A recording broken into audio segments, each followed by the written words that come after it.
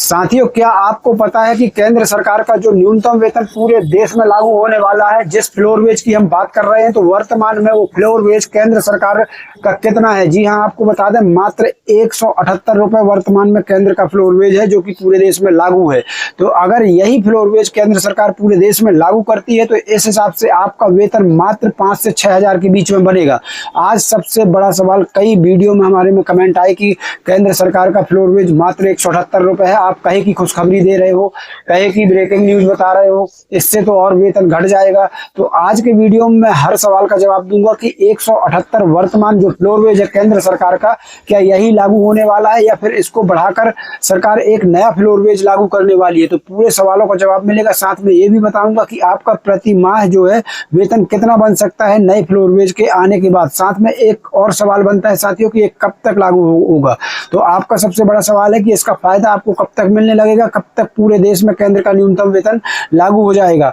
आज इन सभी सवालों के जवाब जो है आपको इस वीडियो में मिलेंगे। तो चलिए वीडियो को जरूर शेयर कीजिएगा। आज आपको हर सवाल के जो है जवाब मिलने वाले हैं। सबसे बड़ा सवाल यहाँ पर यह होता है कि केंद्र सरकार आखिर तय कैसे करती है कि कितना न्यूनतम वेतन होना चाहिए, वो प्रक्रिया क्या होती है। तो पूरी प्रक्रिया बताएंगे कि केंद्र किस आधार पर न्यूनतम वेतन तय किया करती है। चलिए शुरू करते हैं वीडियो को, बताते हैं पूरी अपडेट। वीडियो को लाइक और ज्यादा से ज्यादा शेयर कीजिए ताकि ये जानकारी सभी कर्मचारियों तक पहुंच सके। साथियों, चैनल को कर लेना सब्सक्राइब और पेज को कर दीजिएगा फॉलो। चलिए सीधे चलते हैं खबर की तरफ। तो साथियों, फ्लोर वेज को लेकर आज आपके मन के ज्यादातर सवालों का जवाब जो है आपको मिल जाएगा कि कितना फ्लोर वेज होगा, कब से लागू होगा, इससे क्या बदलाव होगा। पूरी जानकारी आज आपको इस वीडियो में मिलने वाली है। यहाँ पर देख लीजिए, सबसे पहले भारत में फ्लोर वेज या न्यूनतम मजदूरी तय करने की प्रक्रिया काफी व्यवस्थित होती है।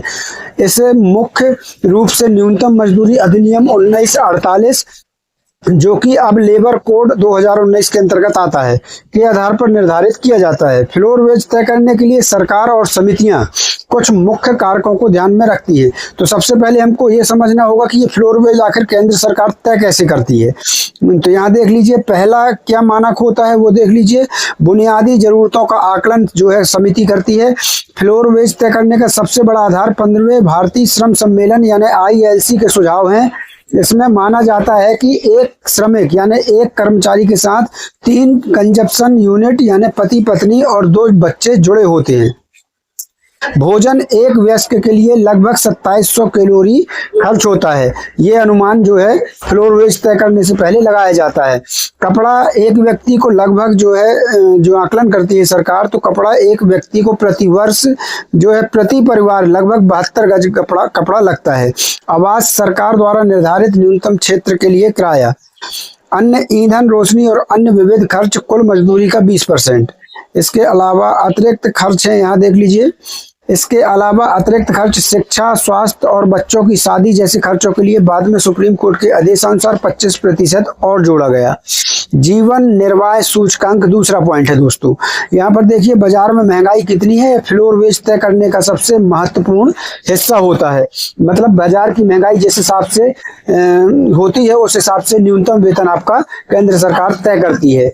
इसमें कंज्यूमर प्राइस इंडेक्स यानी CPI उपभोक्ता मूल्य सूचकांक से जोड़ा जाता है। जैसे कि दूध, दाल और तेल जैसी बुनियादी चीजों के दाम बढ़ते हैं, वैसे वैसे VDA जो है बढ़ाया जाता है। भौगोलिक स्थिति देख लीजिए, तीसरा पॉइंट है भौगोलिक स्थिति। तो भारत के अलग अलग क्षेत्रों में रहने का खर्च अलग अलग होता है, इसलिए फ्लोर वेज को 4 श्रेणियों में बांटा गया है। एरिया 1 यानी एरिया A में महानगर आ जाते हैं, जैसे दिल्ली, मुंबई, बेंगलोर। यहाँ जो है वेज यानी फ्लोर वेज सबसे ज्यादा होता है, न्यूनतम मजदूरी सबसे ज्यादा होती है। और देखिए, एरिया B में आ जाते हैं जो बाकी के बड़े शहर होते हैं, वो एरिया B में आते हैं। फिर एरिया C में छोटे शहर आते हैं। फिर एरिया D में रूरल यानी ग्रामीण क्षेत्र जो है वो एरिया D में आते हैं। कौशल का स्तर क्या होता है, तो यहाँ देखिए किस प्रकार से आपका न्यूनतम वेतन तय होता है। मजदूरी तय करते समय काम की प्रकृति भी देखी जाती है। अकुशल, अनस्किल्ड शारीरिक श्रम, अर्धकुशल जिसमें थोड़ी ट्रेनिंग की जरूरत हो, कुशल स्किल्ड यानी तकनीकी ज्ञान वाले श्रमिक, और अति कुशल यानी विशेषज्ञता वाले श्रमिक उसमें शामिल होते हैं। तो ये 4 श्रेणियां जो है सरकार तय करती है, इनके हिसाब से न्यूनतम वेतन तय करती है। यहाँ पर सबसे बड़ा सवाल ये बना हुआ है कि अभी वर्तमान में जो सरकार केंद्र सरकार का फ्लोर वेज है वो 178 रुपए है। तो क्या 178 रुपए ही आपका जो है बाद में पूरे देश में लागू होगा? ऐसा बिल्कुल नहीं होना है। चलिए आगे इसकी जानकारी आती है, वहां पर आपको बताएंगे कितना जो है केंद्र सरकार फ्लोर वेज तय करने वाली है, जिससे आपका वेतन जो है बनने वाला है।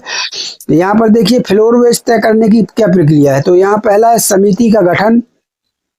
यहाँ देख लीजिए, समिति का गठन पहले होता है। सरकार एक कमेटी बनाती है जिसमें मालिकों के प्रतिनिधि, श्रमिकों के प्रतिनिधि और स्वतंत्र विशेषज्ञ शामिल होते हैं। सर्वेक्षण, यह कमेटी अलग अलग क्षेत्रों में जाकर जीवन स्तर और खर्चों का जायजा लेती है। राजपत्र अधिसूचना, सरकार प्रस्तावित दरों की घोषणा करती है और जनता से सुझाव मांगती है। अंतिम निर्णय, सुझावों पर विचार करने के बाद न्यूनतम मजदूरी को आधिकारिक तौर पर लागू कर दिया जाता है। विशेष नोट क्या है तो वो देख लीजिए। केंद्र सरकार अब पूरे देश के लिए एक नेशनल फ्लोर वेज तय करती है, जिससे नीचे कोई भी राज्य अपनी न्यूनतम मजदूरी नहीं रख सकता। तो यहाँ पर देख लीजिए, केंद्र सरकार जो है एक न्यूनतम वेतन तय करती है, जिससे कम जो है कोई भी राज्य सरकार फ्लोर वेज नहीं रख सकता है।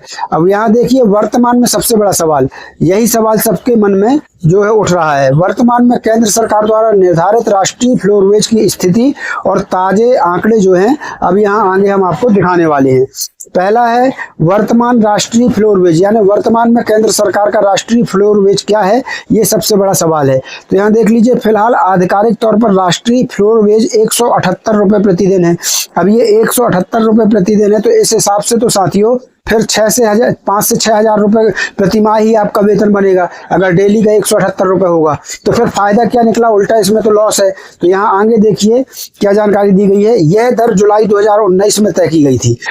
हालांकि यह अभी तक एक गैर संवैधानिक व्यवस्था है, यानी इसे मानना राज्यों के लिए कानूनी रूप से अनिवार्य नहीं था, बल्कि ये एक केंद्र के द्वारा सुझाव की तरह था कि आप केंद्र सरकार ने एक सुझाव दे दिया कि 178 रुपए से कम आप जो है न्यूनतम वेतन मत रखिए, लेकिन मानना ना मानना राज्य सरकार के ऊपर था। और क्या यही फ्लोर वेज पूरे देश में अब केंद्र सरकार लागू करने जा रही है?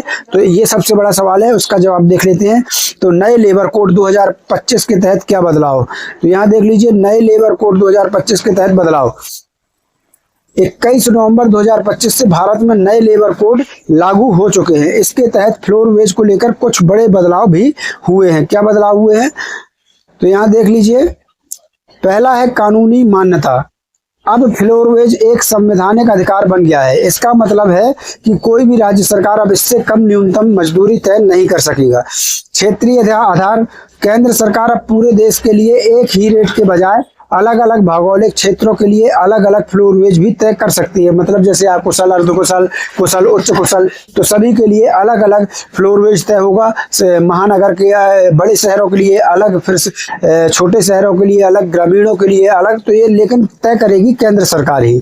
तो केंद्र सरकार सबके लिए अलग अलग फ्लोर वेज तय कर सकती है। केंद्रीय क्षेत्र के लिए न्यूनतम मजदूरी, तो यहाँ देख लीजिए, यहाँ आपको आपका सवाल का जवाब मिलने वाला है। भले ही फ्लोर वेज अभी 178 हो, सबसे बड़ा सवाल यहाँ जान लीजिए, क्योंकि बहुत लोग इस भ्रम में है कि क्या 178 है फ्लोर वेज, तो यही रहने वाला है। तो यहाँ देख लीजिए, भले ही फ्लोर वेज 178 हो, लेकिन केंद्र सरकार के अंतर्गत आने वाले संस्थानों जैसे रेलवे, खदानों, बंदरगाहों आदि के लिए मजदूरी काफी ज्यादा है। 1 अक्टूबर 2025 से लागू नई दरों के अनुसार, यहाँ देखिए, जो 1 अक्टूबर 2025 से लागू है केंद्र सरकार की नई दर है, वो अकुशल के लिए 805 रुपए प्रतिदिन, लेकिन ये दर महानगर के लिए है। 805 रुपए प्रतिदिन अकुशल वालों को है, अर्धकुशल को 893 और कुशल को 981 रुपए प्रतिदिन अभी जो है तय है। और वो महानगर के लिए है। वही दर जो है यहाँ देख लीजिए, बड़े शहर, अगर बड़े शहर की बात कर लें तो केंद्र सरकार का जो न्यूनतम वेतन वर्तमान है वो 674 रुपए बड़े शहर के लिए प्रतिदिन, अकुशल कर्मचारियों के लिए, अर्धकुशल को 763 रुपए प्रतिदिन, कुशल कर्मचारियों को 893 प्रतिदिन। वहीं अगर हम छोटे शहर और गांव की बात कर लें, ग्रामों की, तो यहाँ पर अकुशल को 541 रुपए प्रतिदिन, कुशल अर्धकुशल को 634 रुपए प्रतिदिन और कुशल को 763 रुपए प्रतिदिन वर्तमान में अभी ये केंद्र सरकार का जो है न्यूनतम वेतन है। ध्यान देने वाली बात यहाँ पर देख लीजिए, केंद्र सरकार द्वारा तय फ्लोर वेज 178 सिर्फ एक आधार रेखा है। यहाँ पर इस पॉइंट को नोट कर लीजिएगा। केंद्र सरकार द्वारा तय फ्लोर वेज 178 सिर्फ एक आधार रेखा है। ज्यादातर राज्यों में न्यूनतम मजदूरी इससे कहीं ज्यादा है। जैसे दिल्ली में अकुशल श्रमिक के लिए यह 700 से ऊपर है। सरकार अब इस 178 की सीमा को बढ़ाकर लिविंग वेज में बदलने पर भी विचार कर रही है, ताकि बढ़ती महंगाई के हिसाब से श्रमिकों को बेहतर वेतन मिले। तो यहाँ पर अब सरकार जो है इस 178 को बढ़ाकर लिविंग वेज बदलने के पर जो है वो विचार कर रही है। यहाँ आगे देखिए, नए लेबर कोड के लागू होने के बाद फ्लोर वेज को लेकर स्थिति अब पहले से अधिक स्पष्ट और कानूनी रूप से मजबूत हो गई है। कितना होगा इसका जवाब भी आने वाला है। यहाँ देख लीजिए, यहाँ आपके सवालों से जुड़े जो है सभी सवालों का जवाब मिलने वाला है। सबसे बड़ा सवाल ये आ गया साथियों, क्या 178 रुपए ही रहेगा फ्लोर वेज? सबसे बड़ा सवाल। तो यहाँ देख लीजिए, नहीं, 178 रुपए का आंकड़ा जो है वो काफी पुराना है। यह 2019 से चला आ रहा है। नए लेबर कोड विशेषकर वेतन संहिता 2019 के तहत केंद्र सरकार एक नया नेशनल फ्लोर वेज नोटिफाई करेगी। तो यहाँ पर आप ये पॉइंट नोट करिए कि केंद्र सरकार एक नया नेशनल फ्लोर वेज नोटिफाई करेगी, क्योंकि अब 21 नवंबर से देश में नए लेबर कोड जो है लागू हो चुके हैं। विशेषज्ञों और सरकारी समितियों जैसे अनूप सतपथी कमेटी ने इसे बढ़ाकर 375 रुपए या उससे अधिक करने का सुझाव दिया था। हालांकि सटीक नई राशि सरकार द्वारा आधिकारिक नोटिफिकेशन के जरिए ही साफ होगी।